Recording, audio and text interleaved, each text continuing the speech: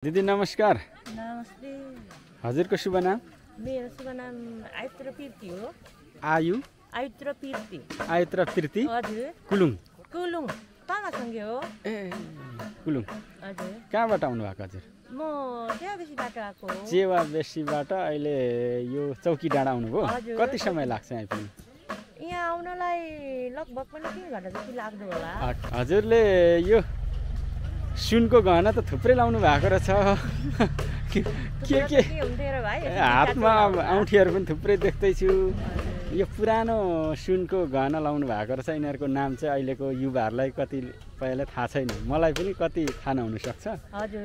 यसो एकचोटि नामहरू चाहिँ बताइदिनुहोस् न, के रहेछ तपाईँको? नाकको के भन्छ यो ठुलो यो पैसा जस्तोलाई? यो पैसा ढुङ्ग्री हो।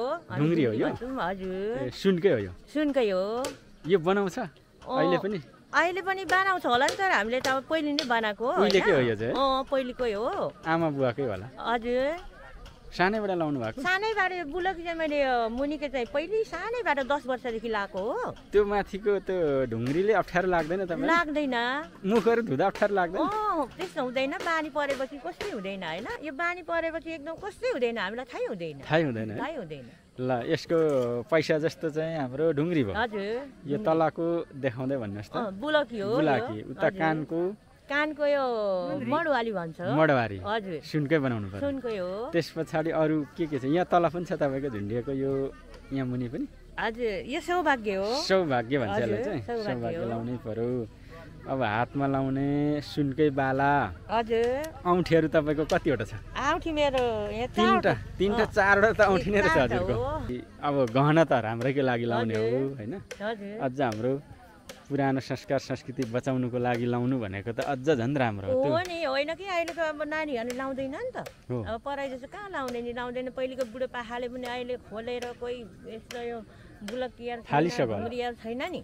तर म चाहिँ अब जे भए पनि पहिलेदेखि लगाइराखेको हुनाले अरू पनि छन् त्यहाँ लगाउने तपाईँको टोलमा? हजुर छैन हो, च्याबेसीमा छैन। लगभग तपाईँ नै हो? छैन। यो फेरी खोलामा छ है। फेरी कता? फेरी खोलामा चाहिँ अब माथि फेदीमा? फेरीमा चाहिँ छ थुप्रै, धेरै चाहिँ होइन अनि 2-4 जनाले चाहिँ बुढाबुढीहरूको, बुढी मान्छेहरूको, हामी जस्तैहरूले हाम्रो परम्परागत गहनाहरू लगाएर आउनु भएको रहेछ। मलाई खुसी लाग्यो एकदम। तपाईँलाई राम्रो लागेर नै मैले तपाईँलाई बोलाएको। होइन आजकलको जमानामा त लाउँदैन के, तर हामी चाहिँ पहिलेको पुर्खौलीको यसो संस्कृति जोगाउन हो भनेर फेरि लाउने बानी भयो के। बानी परेपछि फेरि नलाउँदा आनौँ देखिन्छ नि त। अनि त्यही भएर म चाहिँ मरेसम्म चाहिँ लगाइराख्ने भनेर लगाइराखेको हो।